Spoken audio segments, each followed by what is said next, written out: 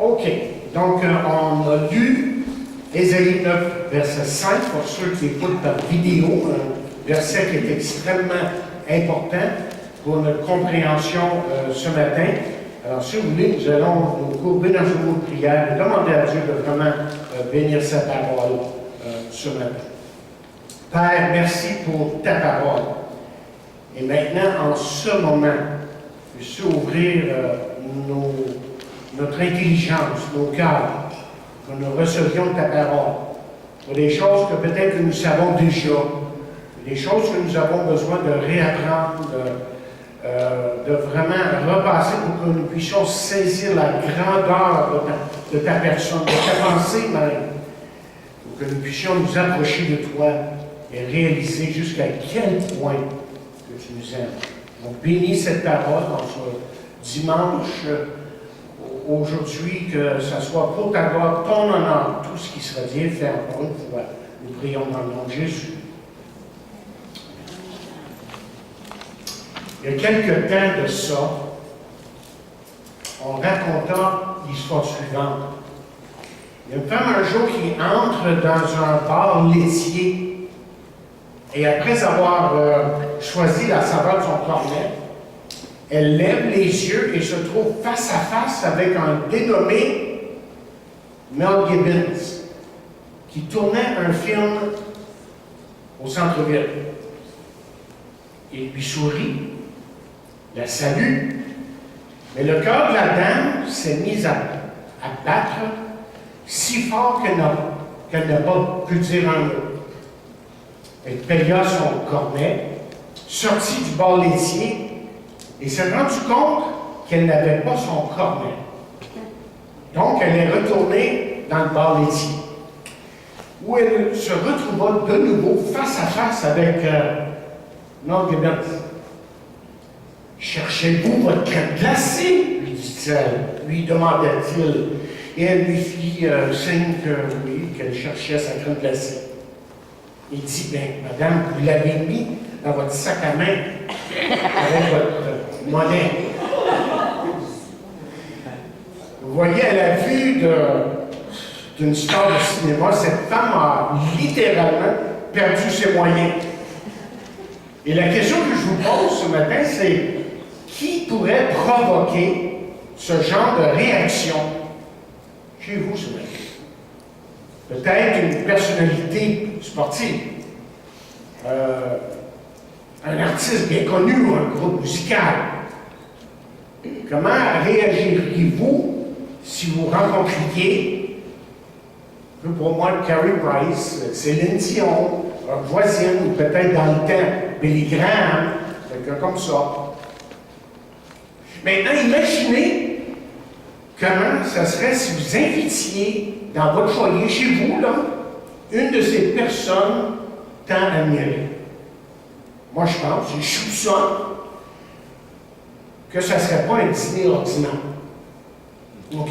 Que vous feriez le grand ménage en n'oubliant aucun recoin dans votre maison. Vous allez essayer évidemment de savoir quel mets cette personne-là préfère afin de lui préparer quelque chose qu'elle aime, quelque chose de vraiment spécial. Pourquoi est-ce que vous allez faire ça? Parce que vous désirez évidemment honorer votre invité. Et ce matin, je veux vous dire et vous rappeler que Jésus devrait être cette personne qui nous fait chavirer, si je peux utiliser le mot.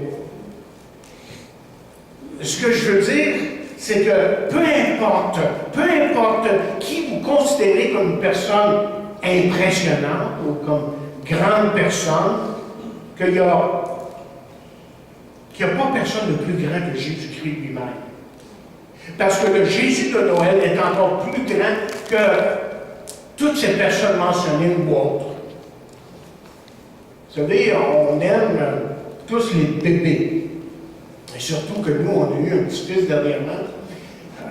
Évidemment, c'est quelque chose de spécial. Et c'est certain que les bébés touchent notre cœur d'une manière spéciale. Mais ces bébés-là n'inspirent pas nécessairement l'admiration. Là, je m'explique. C'est-à-dire que nous ne voyons pas un bébé comme étant plus grand que nous. Pourtant, le texte que nous avons devant nous, dans Ésaïe 9, verset 5, nous dit justement ça. Et c'est pour ça que le titre de ce message, c'est « Le roi des rois ». Regardons de plus près le texte, là, pour vraiment comprendre ce que Dieu est en train de dire là, à travers sa parole. D'abord, moi, je veux dire ici que le nom, littéralement, est conseiller, commencez, conseiller admirable. Et vous savez, Jésus savait, lui, ce qu'il y avait dans le cœur de l'homme. En fait, si je lis dans la parole vivante, Jean, 2e chapitre, je veux que vous voyez ce que Jésus voyait, lui, dans l'homme. Jésus connaissait le cœur de l'homme, et c'est pour ça que dans Jean 2, si vous voulez suivre dans votre traduction, dans Jean 2, verset 35, voici ce que nous lisons. Verset 23, excusez. Jean 2, 23, nous lisons. Pendant que Jésus séjournait à Jérusalem pour la fête de la Pâque, beaucoup de gens crurent en lui en voyant les miracles qu'il accomplissait. Ils étaient émerveillés de ce qu'il faisait. Mais là, le texte continue en disant ceci. Mais Jésus, dit-il ici, ne leur faisait pas confiance, car il les pénétrait tous. Il les pénétrait tous. Verset 25, en effet, il n'avait pas besoin qu'on vienne lui apprendre comment sont les hommes. Il savait parfaitement à quoi s'en tenir, connaissant à fond la nature humaine, et il pouvait lire dans le cœur de chacun. Il est le conseiller admirable. Autrement dit, Jésus ici, dans la parole de Dieu, comprenait et comprend encore notre nature humaine et nos difficultés mieux que quiconque. Jésus comprend ce matin, chers amis, les besoins de notre cœur et il sait comment répondre à ces besoins. Effectivement, Jésus est aussi celui qui veut éliminer la confusion qui se trouve parfois dans nos vies. Et Jésus nous aide maintenant, évidemment, à comprendre les choses qui sont de nature éternelle. Salomon, vous vous rappelez un peu de son histoire, là, Salomon, vous allez vous rappeler, a demandé à Dieu de lui donner de la sagesse plutôt que de la richesse. Et voici ce qu'on lit, si vous tournez avec moi, dans 1er Roi, 3e chapitre. Et je veux que vous faites attention ici à ce texte, dans 1er Roi, 3e chapitre, verset 28, et nous lisons là ces paroles. Il a dit, tout Israël, en parlant de Salomon, a pris le jugement que le roi avait prononcé. Et l'on craignit le roi, car on vit que la sagesse de Dieu était en lui pour le diriger dans ses jugements. Alors, on sait, Salomon, c'est un homme qui était rempli de sagesse, n'est-ce pas? Mais là, je veux que vous voyez dans Matthieu, 12e chapitre, ce qu'on dit de Jésus. En fait, ce qu'on dit de Jésus par les paroles mêmes de Jésus. Et dans Matthieu 12, je veux que vous voyez ce qu'il dit ici. Matthieu 12, verset 42. On dit ici, dans Matthieu 12, verset 42, « La reine du Midi se lèvera au jour du jugement avec cette génération et la condamnera, parce qu'elle vint des extrémités de la terre pour entendre la sagesse de Salomon. » Voici ce qui est important. Et voici, il y a ici plus que Salomon. Il y a ici plus que Salomon. Voyez ce que j'essaie de dire là? C'est que Jésus est vraiment le conseiller. Il est le conseiller admirable. Et c'est pour ça que ce matin, nous pouvons faire confiance à la parole de Dieu. Parce que Jésus, évidemment, parle par sa parole. C'est elle qui nous fait comprendre qu'on a tellement besoin de ses conseils, de sa sagesse, de son intelligence. Et ensuite, le texte nous dit qu'il est Dieu puissant. Autrement dit, la Bible ne nous enseigne pas que Jésus est comme Dieu ou perçu comme Dieu. Mais voyons ensemble là, quelques versets clés pour que nous comprenions que Jésus n'est pas juste comme Dieu, mais qu'il est Dieu. J'ai une série de versets ici, okay? Je veux qu'on les lise, un après l'autre. C'est tellement important que nous puissions identifier les versets qui nous disent que Jésus est Dieu. On va commencer avec Jean, 20e chapitre. Jean, 20e chapitre, verset 28. Vous vous rappelez de l'incident. Thomas est un incrédule. Thomas doute, mais une fois qu'il a vu Jésus, qu'est-ce qu'il a dit? Thomas lui répondit, « Mon Seigneur et mon Dieu. » Il a effectivement appelé son Dieu, et Jésus n'a jamais repris Thomas. Et ensuite, allons dans Tite. J'ai dit que j'ai plusieurs versets ce matin. Dans Tite, juste après Timothée. Et c'est très important lorsqu'on lit un verset de toujours lire le contexte et savoir de qui on parle ici exactement. Et dans Tite 2, et on pourrait lire le verset 12 et 13, on parle de la grâce ici dans Tite 2. Verset 12, il dit, « Elle nous enseigne à renoncer à l'inquiété, aux convoitises mondaines et à vivre dans le siècle présent, selon la sagesse, la justice et la piété. » Autrement dit, la grâce, ce n'est pas une recette pour vivre n'importe comment. En fait, si on a compris la grâce et on vit dans la grâce de Dieu, on va vivre pour lui. C'est ça qu'il dit ici. Okay? Et là, il dit, en attendant la bienheureuse espérance et la manifestation de la gloire, c'est bien ce qu'il dit ici, là, du grand Dieu et de notre Sauveur Jésus-Christ. Ça, c'est un titre qui appartient à Jésus. Quand il dit grand Dieu et Sauveur Jésus-Christ, quand on dit grand Dieu, ici, ça se rapporte à Jésus.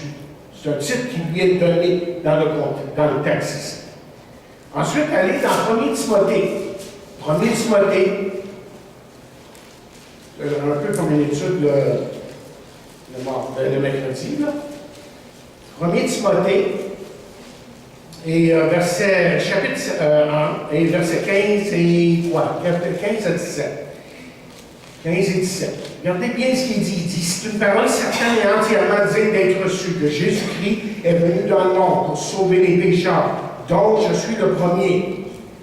Mais j'ai obtenu miséricorde afin que Jésus-Christ fit voir en moi, le premier, toute sa longanimité, pour que je servisse d'exemple à ceux qui croiraient en lui pour la vie éternelle. Au roi des rois, immortel, indivisible, ou indivisible, pas indivisible, invisible, seul Dieu. Le texte, le contexte nous fait voir qu'on parle de Jésus ici, là. Au roi des siècles, immortel, invisible, seul Dieu, soit honneur, gloire au siècle des siècles. Amen. Et si vous vous rapportez maintenant dans Apocalypse 5e chapitre, okay? Ça c'est un sujet tellement important. Et je veux que vous voyez comment les paroles de 1 Timothée à Apocalypse 5, Apocalypse 5 se ressemblent. Okay? Se ressemblent.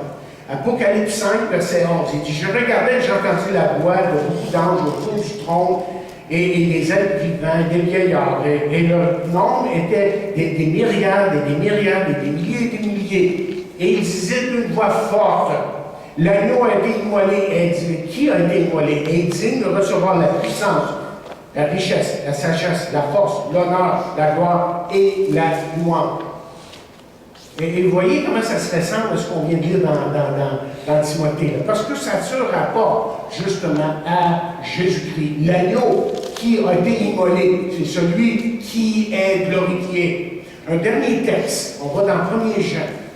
1er Jean, 5e chapitre. 1er Jean, 5e chapitre, verset 19. Alors, c'est très important de voir là, que la Bible, et là, je vous donne juste une petite parcelle, une petite affaire de rien ce matin pour vous montrer que Jésus est Dieu.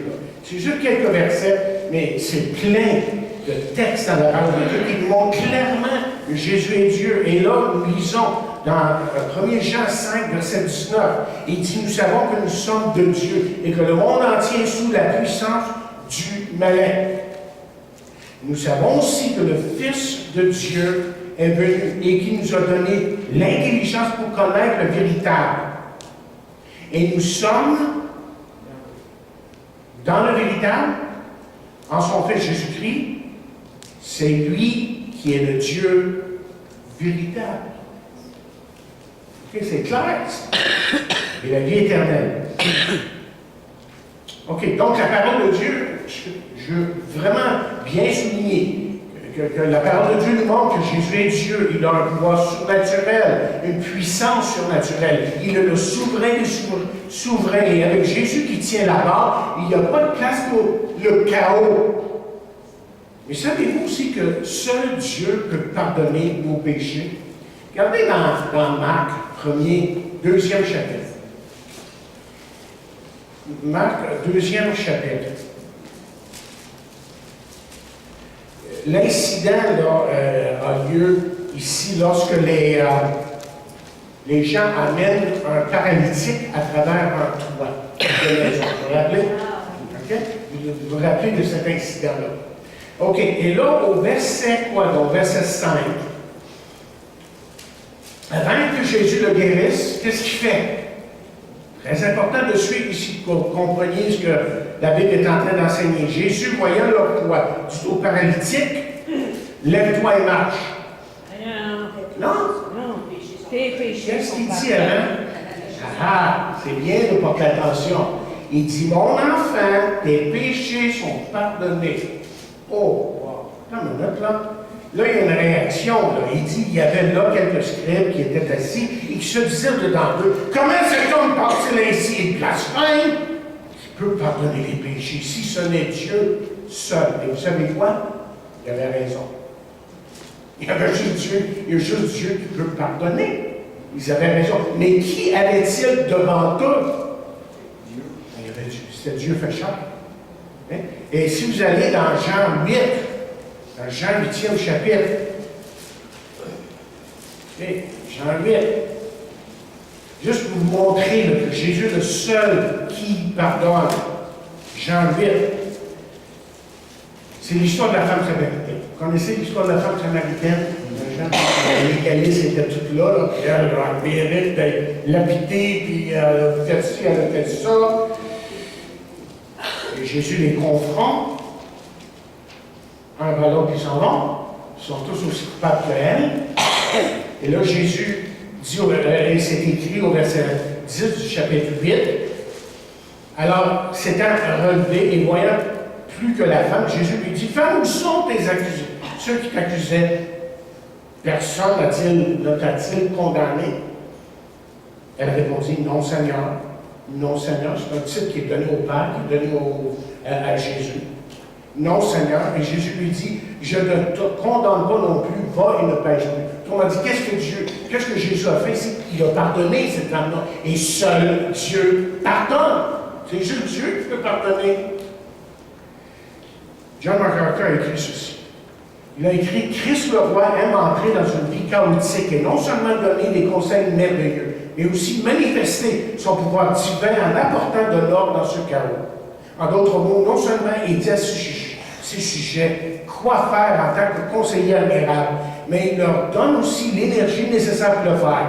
Parce qu'il est le Dieu puissant, il est Dieu, et parce qu'il est Dieu, il peut pardonner le péché, vaincre Satan, libérer les gens de la puissance du mal, les racheter, les sauver, répondre à leurs prières, restaurer les âmes meurtries et régner sur une vie reconstruite en amenant de l'ordre dans notre cœur.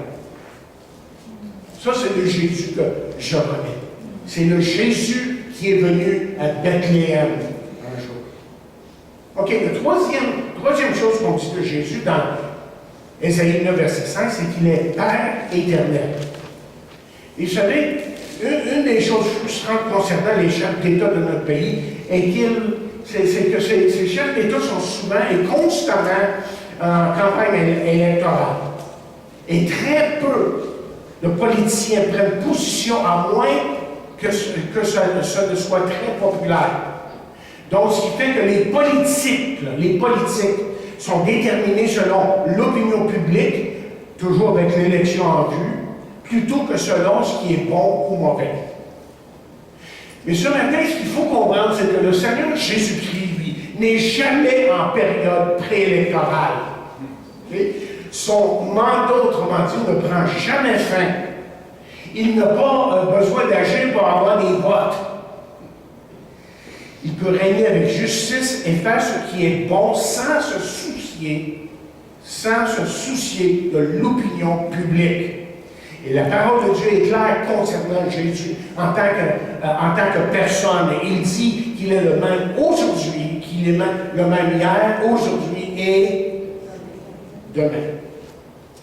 Donc le Seigneur Jésus n'était pas seulement le Messie et Dieu puissant qu'il était sur la terre, mais il était vraiment le roi pour toujours.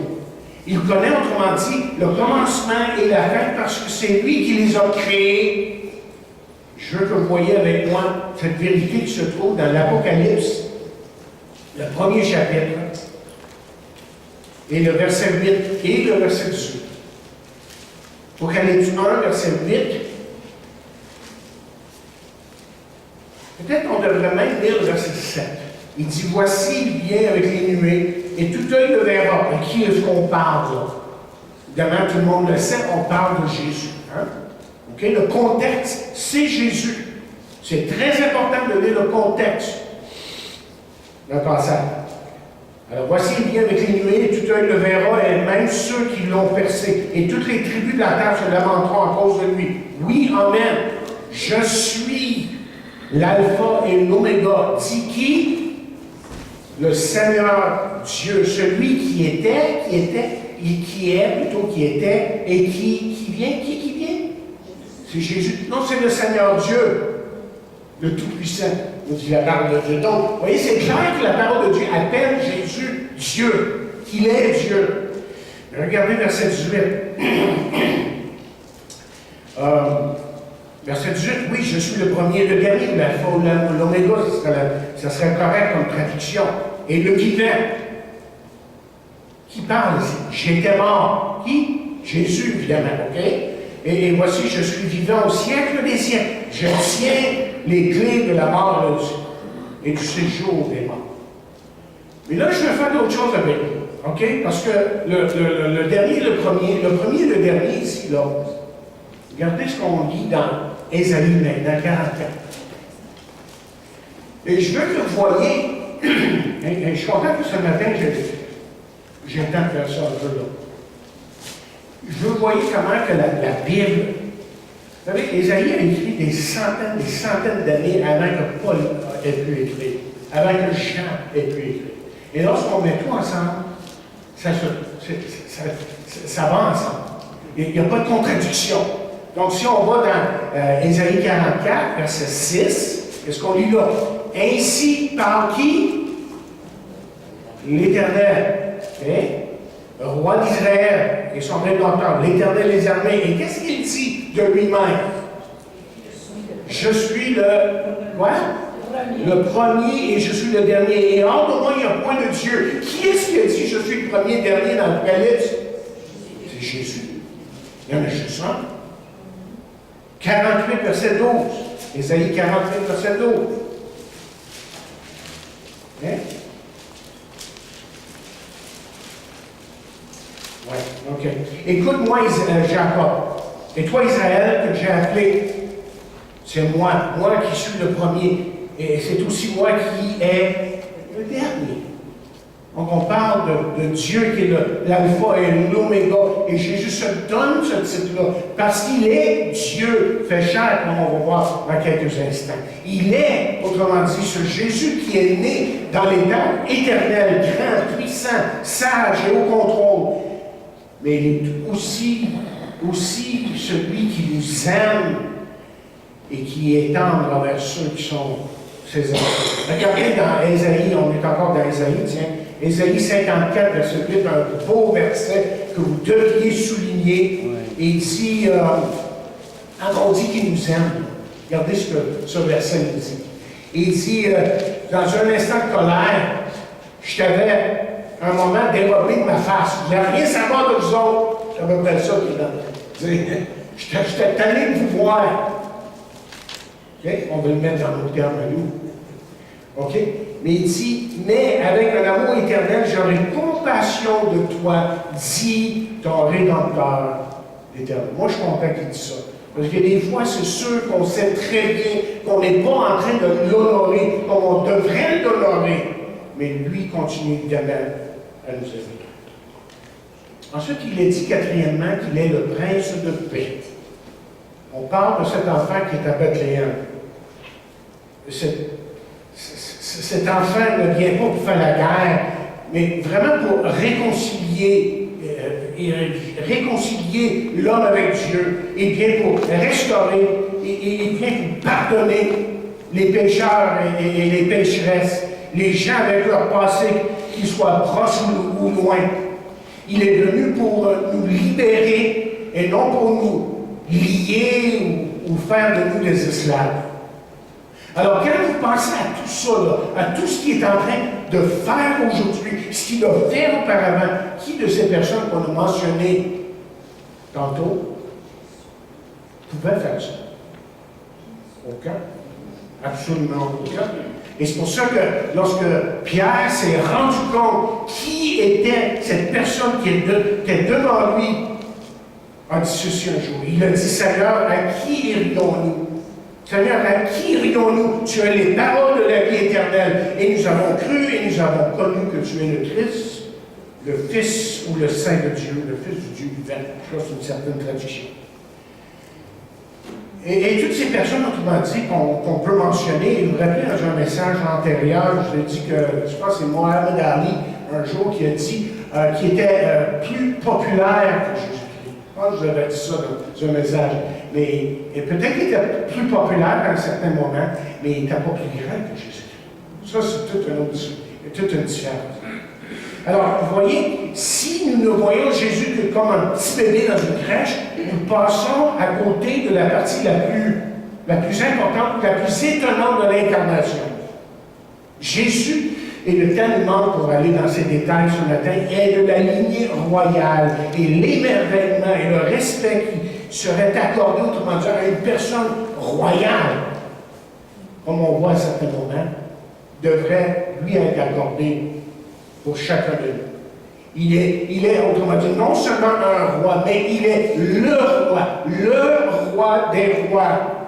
Il est le souverain de l'humanité, le créateur de l'univers. Et si, encore une fois, vous avez des doutes sur ça, bien laissez la parole de Dieu simplement parler à vos cœurs. Parlez pour elle-même, autrement dit, dans Colossiens, premier chapitre, évidemment. Et on pourrait lire dans Jean, dans l'évangile de Jean, à peu près la même pensée, qu'on va se tenir à Colossiens. Premier chapitre, verset 15. On parle de qui ici? Bien, le contexte. Le contexte, là, quand je dis le contexte, il faut dire, OK, on parle de qui ici, là? Car en lui, on parle de Jésus. Peut-être qu'on devrait même lire le verset 15. Oui, on va lire le verset 15. Il est l'image du Dieu invisible, le premier-né. Je ne veux pas dire qu'il est né en premier, ça. Je dois expliquer ça. Ça veut dire qu'il est le plus grand. Quand on parle de premier-né ici, on parle de chef. On parle de celui qui est le plus grand. Ce n'est pas le premier créé, c'est le premier-né qui veut dire qu'il est le plus grand. Et le temps nous manque pour aller dans d'autres textes pour vous montrer ça. Il est le premier-né de toute la création. Car en lui ont été créées toutes les choses qui sont dans les cieux. Il y a une certaine traduction falsifiée qui dit toute autre chose. Ça, c'est une falsification. Timothy Joe ajoute quelque chose dans leur texte ici pour faire dire d'autres choses. Mais tous les autres textes, d'autres traductions que j'ai vues, que j'ai étudiées, disent ce qui est dit ici. Il dit car en lui ont été créées toutes choses qui sont dans les cieux et sur la terre. Au commencement, Dieu quoi? Créa les cieux et la terre. Alors, car en lui ont été créées toutes choses qui sont dans les cieux et sur la terre, les visibles et les invisibles, trône, dignité, domination, toute autorité, excusez. Tout a été créé par lui et pour lui. ensuite, on voit au verset 17 que c'est lui en qui que tout subsiste. Il est avant toute chose, et toute chose subsiste en lui. Ça veut dire que c'est lui qui tient. Là, quand on pense à nos saisons et on pense à la façon que tout tourne autour de nous, c'est Dieu qui tient ça. Sans ça, ce serait littéralement le cas. Donc, qu'est-ce qu'on est en train de dire ici? On est en train de dire, pour ceux qui veulent bien l'entendre, que Jésus suffit à tous nos besoins. Jésus n'est pas seulement un porte-bonheur ou une belle pensée. Il est le Dieu éternel et il remplira toutes les promesses qui sont là dans la parole de Dieu. Et il sait surtout changer le mal en bien dans les temps difficiles parce qu'il est le roi. Je veux que vous entendiez la parole vivante. Romains 8, 28, on le connaît tellement bien, donc si je vous le cite, ça passe vite, hein, tout concourt le bien de ceux qui aiment Dieu. Mais là, écoutez bien ce qu'il dit ici dans cette traduction étendue, qui est utile à certains moments. Il dit dans Romains 8, 28, nous savons du reste que les intentions bienveillantes de Dieu sont à l'origine de tout, de tout ce qui nous arrive. Dieu fait conquérir toutes choses au bien de ceux qui l'aiment, car c'est conformément à son plan qu'ils ont été appelés au salut. Ça nous fait réfléchir que Dieu est là, que Dieu est toujours présent, même dans les moments les plus difficiles de la vie. Il est là pour nous soutenir, pour nous donner la force de passer à travers nos difficultés. Bon, une fois qu'on a compris, que vous avez compris qui était Jésus, l'incarnation prend un sens profond. Qu'est-ce qu'on veut dire quand on dit, c'est un grand mot, c'est l'incarnation, peut-être certains ne savent pas de quoi on parle exactement. On parle du fait que Dieu est devenu chair. OK, tout simplement. Je veux que vous voyez quelque chose ici, dans Jean, 1er chapitre. OK? Je veux que vraiment que vous saisissiez ici qu'est-ce qui est arrivé, ce que l'incarnation veut dire. Okay? Donc, dans Jean 1, OK, on connaît bien le verset. Au commencement était la parole, et la parole était avec Dieu, et la parole était Dieu, avec un D majuscule. C'est une tromperie de mettre un petit D, comme certains font dans leur traduction. Ça, c'est de tromper les gens. Allez au verset 14. Okay? Et là, il dit, et la parole a été faite chair. Et elle a habité parmi nous, pleine de grâce et de vérité. Et nous avons contemplé sa gloire, une gloire comme la gloire du Fils unique venu de Dieu. Vous savez ce que littéralement c'est en train de dire, là? Ce que le texte est en train de dire. Ce que le texte est en train de dire, c'est que Dieu est venu et que Dieu a campé chez nous. Il a mis un camping. OK, littéralement dans le grec, c'est ça que ça veut dire. Dieu est venu camper chez nous. Okay? Mais comment est-il venu camper? Ça, c'est la question. Là, il faut aller dans Philippiens 2e chapitre. Philippiens 2e chapitre. Je vous ai dit cette lecture le matin. Plus que l'autre chose. Mais Philippiens 2e chapitre. Et si j'avais le temps, je vous lirais dans Parole vivante, parce que c'est une sorte de poème, ça. Originalement dans une sorte de prose, poème. Ça ressemble un peu des fois des proses et des poèmes. Mais, puis c'est très bien dit là, mais on va le lire dans Louis II. Dans Philippiens 2, verset 6, là, il est dit, peut-être au verset 5, ayez en vous les sentiments qui étaient en Jésus-Christ. Donc, le contexte, c'est qui? C'est Jésus. On parle de lui. Il ne faut pas se tromper. On sait qu'on parle de Jésus. OK. Lequel, existant en forme de Dieu, n'a pas regardé comme une proie arrachée d'être égal avec Dieu, mais s'est dépouillé lui-même en prenant une forme de serviteur, en devenant semblable aux hommes. Et ayant paru comme un simple homme, il s'est humilié lui-même, se rendant obéissant jusqu'à la mort, même jusqu'à la mort de la croix. Moi, il faut que je vous résume ça maintenant. On n'a pas le temps d'aller dans tous les détails, d'expliquer le texte au complet. Je vais vous donner un résumé de ce que l'apôtre ici est en train de nous dire. Il est en train de dire tout simplement que même si Jésus est Dieu, même si tout le pouvoir, le privilège et l'honneur de ce titre est sien, il l'a mis de côté. Okay? Ça ne veut pas dire qu'il a cessé d'être Dieu, parce qu'il y en a qui enseignent ça. Pour un temps, il a cessé d'être Dieu. Non, non. Il a mis de côté certains privilèges qu'il avait. Okay? Il a simplement refusé de profiter de certains privilèges qu'il avait en tant que fils de Dieu. Il aurait pu, par exemple, appeler des anges pour venir à son aide, mais il ne l'a pas fait. Il aurait pu terrasser ses accusateurs par un seul geste, par une seule parole, mais il ne l'a pas fait. Okay? Il refusa ce qui lui revenait de plein droit, afin de devenir un être humain à part entière. Et non seulement il a fait tout ça, mais en plus, ce Dieu est devenu volontairement un humain qui a souffert une mort horrible, dans le seul but, chers amis, de donner sa vie en rançon pour le péché. Et ça, c'est un concept tout à fait renversant. Comme quelqu'un dit, c'est déconcertant que Dieu soit devenu un homme pour venir vers nous. Et peut-être que pour bien comprendre ça, parce que c'est difficile pour nous de comprendre ces concepts-là là, qui sont tellement spirituels, mais je peux prendre un récit de Philippe Yancey. Il a dit comme ceci un jour.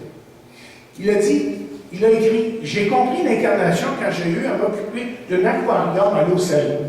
J'ai découvert que l'entretien d'un aquarium n'était pas une tâche facile.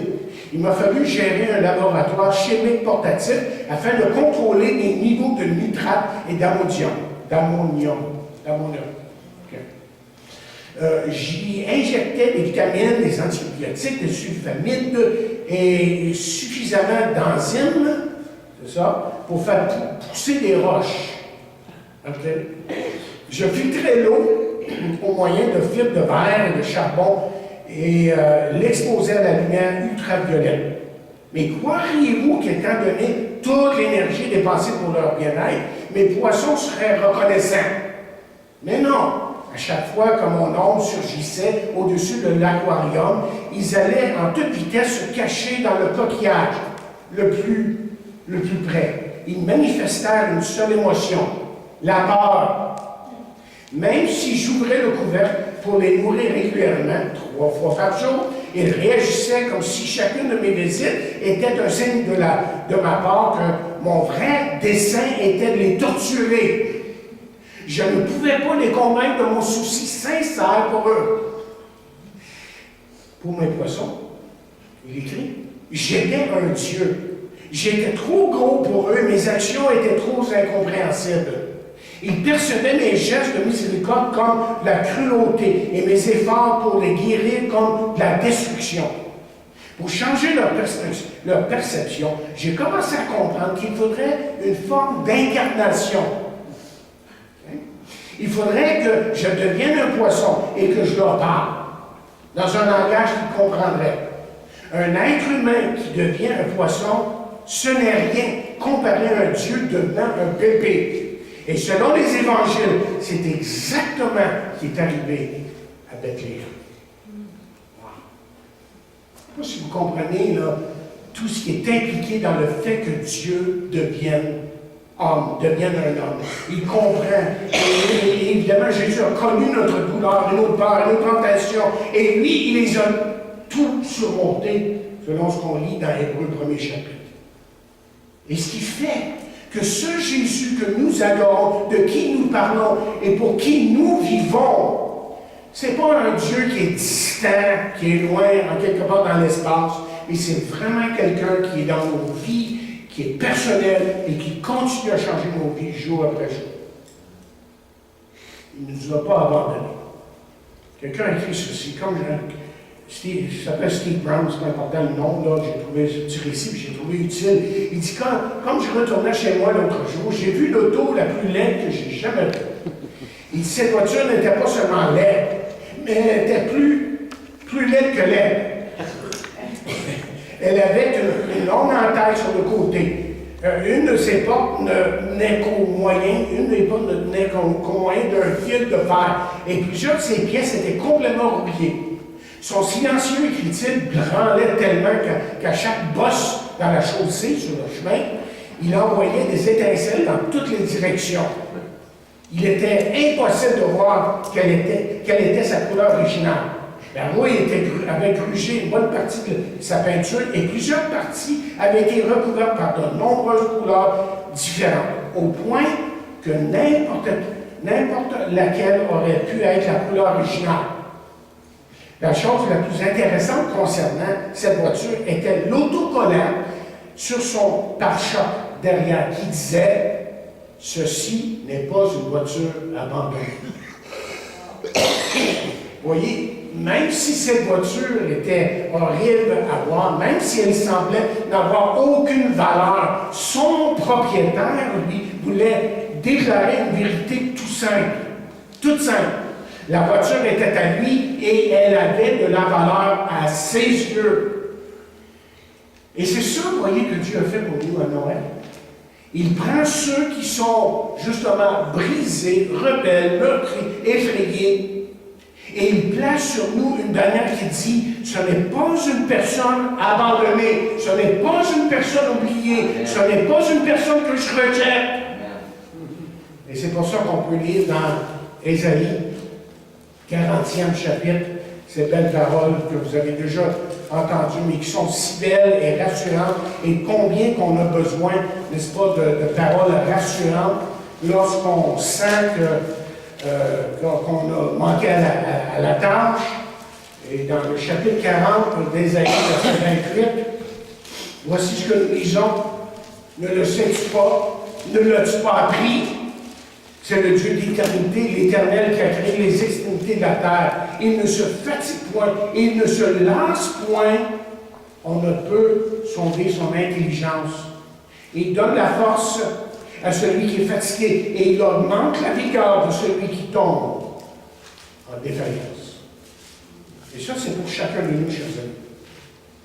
En envoyant Jésus-Christ sur la terre, Dieu a déclaré que nous avions de la valeur à ses yeux et qu'il nous aimait, malgré le fait que vous et moi, au début, avant que nous venions à Christ, on était ses ennemis. Et Dieu prouve son amour en ce que lorsque nous étions pécheurs, rebelles, autrement dit, à Dieu, en rébellion contre Dieu, lui est mort pour nous sur la croix. Conclusion. Si Jésus est le roi, et il l'est évidemment. Et si dans sa position comme roi, il s'est donné pour nous, et moi, comme il l'a fait, comme l'Écriture nous le dit. Alors, comment est-ce que vous et moi, on devrait réagir?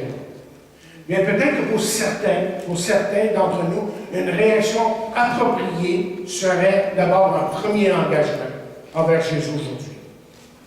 Et il se peut que vous vous sentiez abandonné, rejeté et mal aimé.